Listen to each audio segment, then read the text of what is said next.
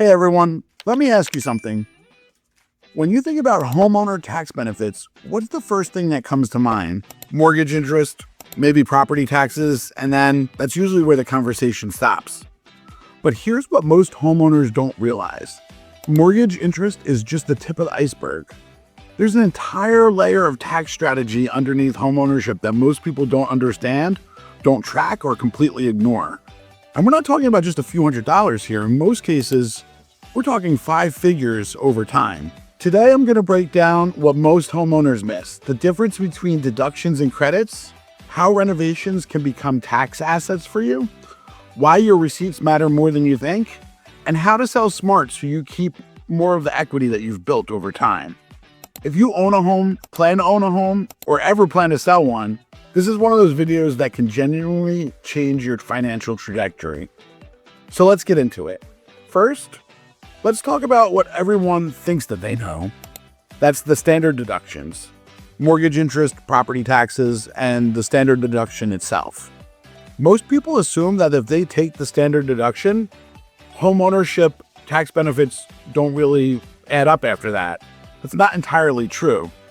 Yes, after tax law changes, many homeowners no longer itemize because the standard deduction is higher, but here's what most people miss. Not all homeowner-related tax advantages are itemized deductions. Some are credits, some increase your cost basis, and some impact what you pay when you sell.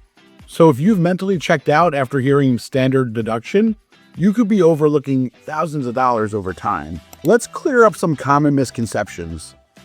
First misconception, if I take the standard deduction, nothing about my home helps me. That's not accurate. Energy credits are separate from itemized deductions. Also, capital gains exclusions have nothing to do with itemizing, and improvements to your home can dramatically impact what you owe later when you sell. Second misconception, repairs are tax write-offs. Generally not the case. If you fix a leaky sink, repaint a room, like replace broken tiles, small things like that, that's considered maintenance and usually does not create a deduction for a primary residence. The third misconception is that all upgrades are deductible. Not exactly. This is where some of the nuances start, because upgrades can matter, but not always in the way that people think. And that's where the hidden gold mine lives. Now let's talk about the renovation revolution. Energy efficient upgrades have become one of the most powerful homeowner tax strategies in recent years. Now we're talking about things like solar panels, high efficiency HVAC systems, insulation upgrades, energy efficient windows, heat pumps, all those things. There are federal tax credits for many of these improvements. And the credits are different from deductions. A deduction reduces your taxable income. A credit reduces your tax bill dollar for dollar. That's a huge difference.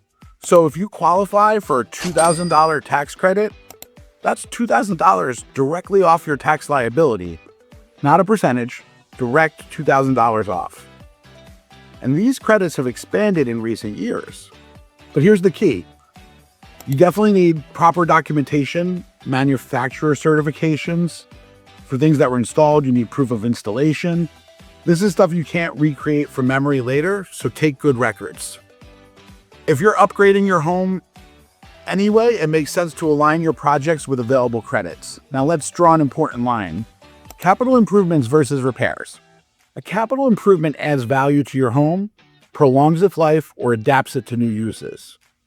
Examples of that are when you add a deck or finish a basement, replace a roof, install central air, adding an addition. Those improvements are not usually deductible in the year you do them, but they increase your cost basis. And basis is everything when you sell. Repairs, on the other hand, keep your home in good condition. They don't increase basis, and that's an important distinction. Because if you spend $100,000 over 10 years improving your home, and you kept records, that $100,000 can reduce your taxable gain later by a drastic amount. Which brings us to something most homeowners do terribly: record keeping.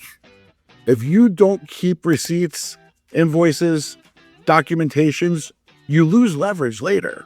Digital copies are fine, organized folders are better. Even keeping a simple spreadsheet with the date, description, cost, and permit number if applicable.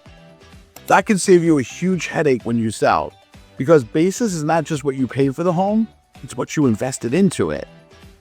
And that's where most people miss five-figure adjustments. Now let's talk about some of the lesser known savings. The home office deduction. This one has a lot of confusion surrounding it, but if you're self-employed and use a portion of your home exclusively and regularly for business, you might qualify. That space must be dedicated, not your kitchen table or your couch, a defined area. There are two ways to calculate it: the simplified method or the actual expense method. And depending on your situation, this can create a pretty meaningful savings. Now here's where it gets interesting. Hybrid workers. If you're a W-2 employee working remotely for a company, you generally cannot deduct a home office under current federal rules. That changed years ago. But self-employed individuals still can. So understanding your employment structure matters. Next, we're going to talk about property tax deductions. There's a federal limit on state and local tax deductions. So depending on your situation, you might hit the cap. But even if you do, assessment increases matter. Because if your property taxes rise significantly due to a reassessment or revaluation, that might affect whether itemizing makes sense again. And this isn't something most people revisit annually. They assume one structure applies forever, and it doesn't. So let's talk about some local and state incentives.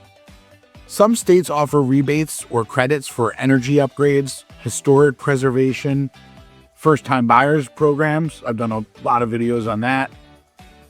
Even water conservation improvements. These vary by location, and if you want to list the ones in New Jersey, just hit me up and I can get them to you.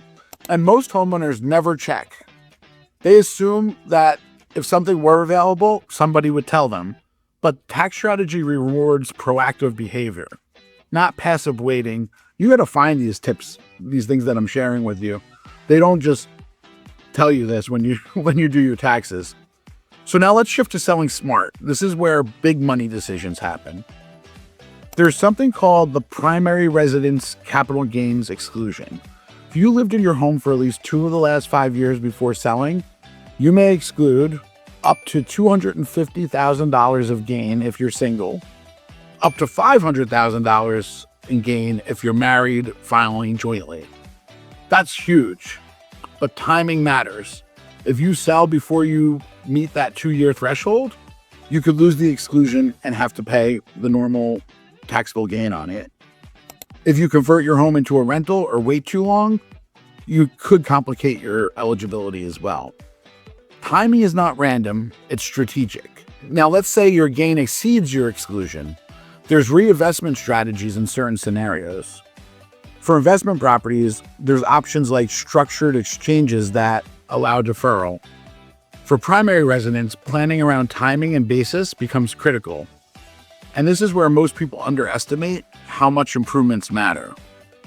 If you bought a home for $400,000, invested $100,000 in improvements over 10 years, and sell for $800,000, your gain is not $400,000. Your adjusted basis matters. That can mean tens of thousands of dollars saved. And again, documentation is everything with this stuff. Keep your closing statements, improvement invoices, permit records, major appliance purchases that are tied to the permanent upgrades. I know it's not glamorous or fun, but it's financially powerful to do this. Now let's talk about long-term strategy, refinancing. Many people refinance during the low rate periods, and some refinance multiple times. Mortgage interest can be deductible depending on the size and usage. But refinancing a property purely for the tax benefits is rarely smart on its own. The math has to make sense. If you extend your term dramatically, pay more interest overall, or increase the principal unnecessarily, a tax deduction doesn't simply justify it. Taxes should inform strategy. They should not drive it blindly. That's an important distinction. Now let's zoom out, macro level. Home ownership is not just about shelter. It's about long-term financial instrument. It's leverage, it's equity, growth, tax positioning. All this stuff should be managed intentionally. The biggest mistake homeowners make is operating on assumptions. The ones that we talked about: repairs are deductible, receipts don't matter, taxes will just work out, selling automatically equals profit. The homeowners who win long-term treat their home like a business asset. They track improvements, they understand timing, they align renovations with incentives.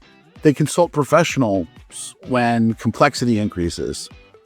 Speaking of professionals, at a certain level of income, renovation volume, or property value, you should absolutely consult a tax professional. Not just once, but periodically, because new tax law evolves, credits expand, limits changed. So, what applied 3 years ago might not apply today. Those professionals can help you, because they stay on top of this stuff. The goal is not aggressive loopholes. The goal is informed positioning. Let's recap the hidden gold mine: energy credits that reduce taxes dollar for dollar, capital improvements that increase basis and reduce day later, strategic timing for capital gains exclusions, smart record keeping that protects your equity, revisiting whether itemizing makes sense after assessments change, understanding employment structure before claiming home office deductions. This is not advanced loophole territory. This is basic awareness that most homeowners never develop. And that gap creates opportunity. If you own a home, you're sitting on more financial strategy than you think you are. The question is whether you're managing it or ignoring it, because the difference over 10, 15, 20 years can easily cross into the 5, sometimes 6-figure range. So here's what I want to know, everyone. What one homeowner tax benefit that I went over today that was one that you discovered that surprised you? Was it the solar credits, capital gains exclusions, one of the little local things that I was talking about that people often overlook? Drop it in the comments, because the more we share smart strategies, the more we normalize financial literacy around homeownership. This was helpful. Like the video, subscribe if you want more deep dives like this. And if you're planning to buy, renovate, refinance, or sell, understanding the tax side is just as important as understanding the market. See you guys in the next one.